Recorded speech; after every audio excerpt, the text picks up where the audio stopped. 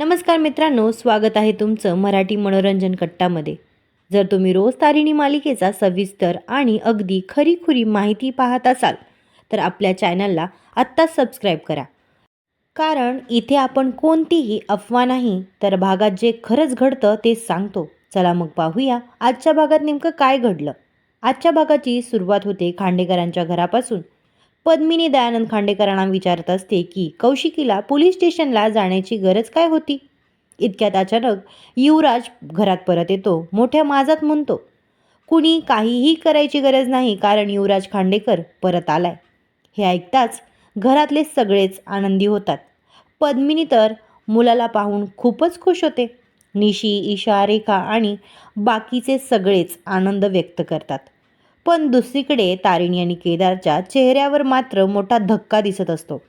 दयानंद खांडेकर आणि चेतना काकूंनाही आनंदाबरोबरच आश्चर्य वाटत असतं. युवराज लगेच सगळ्यांच्या चेहऱ्याकडे पाहत टोमणे मारायला सुरुवात करतो. तो मुद्दाम तारिणी आणि केदारकडे पाहून म्हणतो, काय वहिनी, माझी सुटका झाली म्हणून आनंद झाला नाही का? तुम्हाला प्रश्न पडला असेल ना, मी कसा काय सुटलो. त्यानंतर तो स्वतःच सांगतो, जे जे मॅडमनी माझी निर्दोष सुटका केली कारण मी काहीच केलं नव्हतं. दयानंद खांडेकर त्याला सांगतात की त्याची सुटका झाल्याचा त्यांना आनंद झाला आहे. पण युवराज लगेच त्यांनाच उलट बोलायला सुरुवात करतो. माझ्यासाठी तुम्ही काय केलं? मला भेटायलाही आला नाहीत. केदारला युवराजचं बोलणं अजिबात आवडत नाही. तो काही बोलणारच. इतक्या तारिणी त्याचा हात पकडते आणि शांत राहायला सांगते. यानंतर कौशिकी तिथे येते आणि दयानंद खांडेकरांची बाजू घेते. ती युवराजला समजावते की ते तुला भेटायला आले नाहीत कारण त्यांची तब्येत ठीक नव्हती. पण ते सतत तुझ्या सुटकेसाठी प्रयत्न करत होते. पण युवराज तिचं काहीच ऐकत नाही. उलट तो जे जे मॅडमची स्तुती करायला लागतो. तो म्हणतो, तुमच्यापेक्षा जे जे मॅडम चांगल्या. त्या बोलतात ते करून दाखवतात. इतकंच नाही तर तो घरच्यांवर त्याची बदनामी केल्याचाही आरोप करतो. दयानंद खांडेकर सांगतात की कौशिकी तुला सोडवायला आली होती. पण युवराज स्पष्ट सांगतो, ती येण्याआधीच माझी सुटका झाली होती. हे ऐकल्यावर कौशिकीकडे काहीच उत्तर नसतं. त्यानंतर युवराज पुन्हा सगळ्यांच्या चेहऱ्याकडे पाहतो आणि म्हणतो, कोणालाही माझ्या येण्याचा आनंद झालाय आणि कोणाला नाही हे मला चांगलंच दिसतंय. तो रेखाकडे बोट दाखवून म्हणतो, फक्त यांच्या चेहऱ्यावर खराखुरा आनंद दिसतोय. रेखा लगेच म्हणते, जावई बापू, तुम्हाला पाहून मला खरंच खूप आनंद झाला. हे ऐकून युवराज म्हणतो, आजपासून मी तुम्हाला निशीची आई नाही तर माझी आई म्हणेन. हे ऐकून रेखा खूपच खुश होते. ईशा आणि चेतना काकूही युवराजचं स्वागत करतात. ईशा तर आनंदाने त्याला मिठी मारते. त्यानंतर कौशिकीही बोलते, तुझ्या येण्याचा आनंद दया काका आणि मलाही झाला आहे. त्यानंतर युवराज बोलतो, पण मला काही दिसलेलं नाही. जर असं झालं असतं तर तुम्ही माझं जंगी स्वागत केलं असतं, साजरं संगीत स्वागत केलं असतं, असं तो म्हणतो. तेवढ्यात पद्मिनी म्हणते, आज माझ्या मुलाचं जंगी स्वागत होणार. ती चेतना काकूंना औक्षणाचं ताट आणायला सांगते. पण औक्षणाचं ताट तारिणीच्या हातात दिलं जातं. पद्मिनी मुद्दाम म्हणते, तुझ्यामुळेच माझा मुलगा जेलमध्ये गेला आणि त्याला पायघड्याही घालायला लावल्यास. त्यामुळे आता त्याचं औक्षणही तूच करायचं. हे ऐकून युवराजच्या चेहऱ्यावर वेगळाच आनंद दिसतो. तो आईला म्हणतो, आई, तू फक्त माझी आई नाहीस. असं म्हटलं होतं, आई ही गुरु असते. तू तर माझी वकील आहेस. तारिणी मनावर दगड ठेवून औक्षण करायला जाते.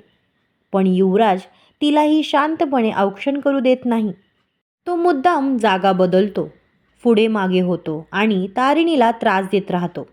शेवटी तर तो स्वतःच फुंकर मारून दिवा विझवतो. कौशिकी त्याला समजवण्याचा प्रयत्न करते. पण युवराज काहीच ऐकत नाही. उलट तो केदारला सगळ्यांसमोर बोलतो. तो म्हणतो, तूच ना माझी MNNवर बातमी केली होतीस आणि बदनामीसुद्धा. रेखाही लगेच केदार विरुद्ध बोलायला लागते. युवराज केदारलाच दिवा लावायला सांगतो आणि सगळ्यांसमोर सांगतो, आता MNNवर माझी खरी बातमी दाखव. माझा गुलाबशी काहीच संबंध नाही हे सगळ्यांना सांग. औक्षण झाल्यानंतर युवराज पुन्हा तारिणी आणि केदारकडे पाहून धमकी देतो. तो म्हणतो, तुम्ही मला खूप त्रास दिलाय. माझी बदनामी केली. आता मी तुम्हा दोघांना सोडणार नाही. तुमची पाठ कधीच सोडणार नाही. त्यानंतर आपल्याला युवराज आणि निशीचा बेडरूममधला सीन पाहायला मिळतो. निशी प्रेमाने युवराजच्या जखमेवर औषध लावत असते, पण युवराज नेहमीप्रमाणे थट्टामस्करी करत तिच्याशी बोलत असतो. तो म्हणतो, अगं नीट औषध लाव ना. त्यावर निशी त्याला विचारते, तू त्यांचा मार कशाला खाल्लास? तूही त्यांना मारायचं होतंस ना? यावर युवराज हसतच उत्तर देतो, अगं ते काही लहान मुलं नव्हते, ते सगळे गुंड होते. मी त्यांच्याशी भांडायला गेलो असतो तर आज जिवंतच नसतो. त्यांनी माझंच पार्सल करून घरी पाठवलं असतं. युवराजचं हे बोलणं ऐकून निशीसुद्धा शांत होते. तेवढ्यात रेखा तिथे येते. रेखा पुन्हा एकदा तारिणी आणि केदार विरुद्ध युवराजचे कान भरायला सुरुवात करते.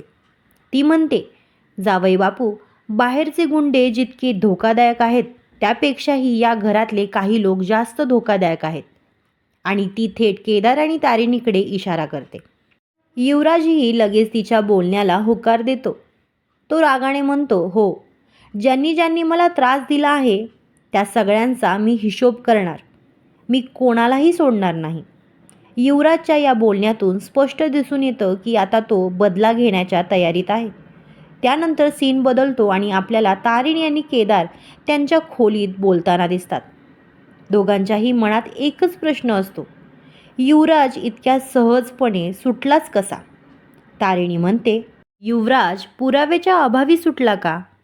की त्याला कोणाची मदत झाली? आणि जर मदत झाली असेल तर ती कोणी केली असेल? केदारही म्हणतो, हेच प्रश्न माझ्या मनातही आहेत. तारिणी पुढे म्हणते, यावेळी मी जे मॅडमचं काहीच ऐकून घेणार नाही.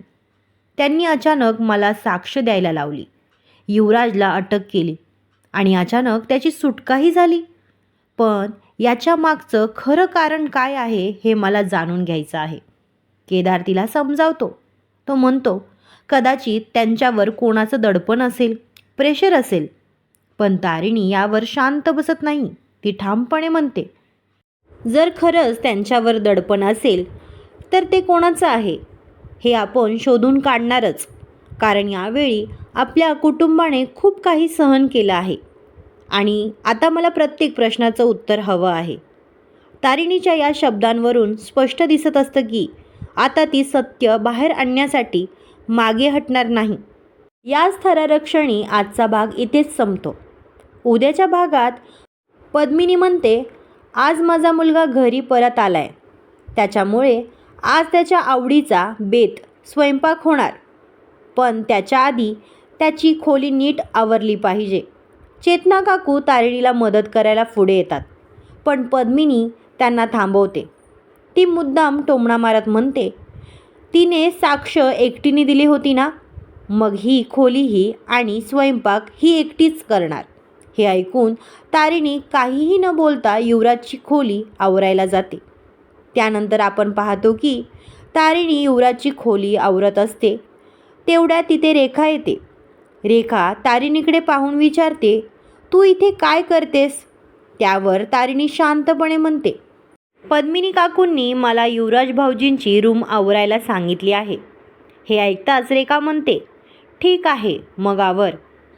पण रेखाच्या मनात काहीतरी वेगळंच चाललेलं असतं. तारिणीला त्रास द्यायची एकही संधी ती सोडत नाही. मुद्दाम ती पायाने डस्टबिनला जोरात लाथ मारते. क्षणात सगळा कचरा खोलीभर पसरतो. तारिणीने जेमतेम आवरलेली खोली पुन्हा अस्ताव्यस्त होते. रेखा मात्र हे सगळं मुद्दाम करते, फक्त तारिणीला त्रास व्हावा म्हणून. तारिणीच्या चेहऱ्यावरचा त्रास स्पष्ट दिसत असतो, पण तरीही ती काहीही न बोलता पुन्हा तो कचरा उचलायला सुरुवात करते. दुसरीकडे युवराज त्याच्या खोलीत आरामात बसून काहीतरी खात असतो. तेवढ्यात पद्मिनी तिथे येते. युवराज आईला पाहताच हसत म्हणतो, मम्मा, तुझा मुलगा निर्दोष सुटून परत घरी आलाय. पद्मिनीही त्याच्याकडे आनंदाने पाहत असते. पण लगेच युवराज गंभीर होतो. तो म्हणतो, मम्मा, मला एक प्रश्न पडला आहे. हे ऐकताच पद्मिनीच्या चेहऱ्यावरचं हसू थोडंसं कमी होतं, कारण युवराज आता नेमकं काय विचारणार याची तिला काळजी वाटू लागते. युवराज पुढे म्हणतो, मला खरंच समजत नाही जे मॅडमनी मला अचानक कसं सोडलं. त्यांनी माझी निर्दोष सुटका का केली? हा प्रश्न ऐकून पद्मिनी काही क्षण शांतच राहते. कारण युवराजला सोडवण्यासाठी तिने काय केलं आहे हे ती त्याला सांगू शकत नाही. आणि याच मोठ्या प्रश्नावर आजचा भाग संपतो. आता पुढच्या भागात पद्मिनी युवराजला खरं सांगणार का? आणि जे मॅडमनी युवराजला सोडवण्यामागचं खरं कारण काय आहे? तारिणीला या सगळ्यामागचं सत्य कळणार का? या सगळ्या प्रश्नांची उत्तरं आपल्याला पुढच्या भागात मिळणार आहे. तर मित्रांनो, आजच्या भागात युवराजचा वाढलेला माज, तारिणीचा पुन्हा पुन्हा होणारा अपमान, रेखाची खालच्या पातळीवर जाऊन केलेली वागणूक आणि शेवटी युवराजच्या मनात पडलेला मोठा प्रश्न, यामुळे पुढचा भाग नक्कीच खूप रंजक होणार आहे. तुम्हाला आजचा भाग कसा वाटला? तुमचं मत कमेंटमध्ये नक्की सांगा. व्हिडिओ आवडला असेल तर लाईक करा, शेअर करा आणि अशा सविस्तर, खरीखुरी आणि रोजच्या मालिकाच्या अपडेटसाठी आपल्या मराठी मनोरंजन कट्टा चॅनलला नक्की सबस्क्राईब करा. भेटूया पुढच्या व्हिडिओमध्ये. धन्यवाद.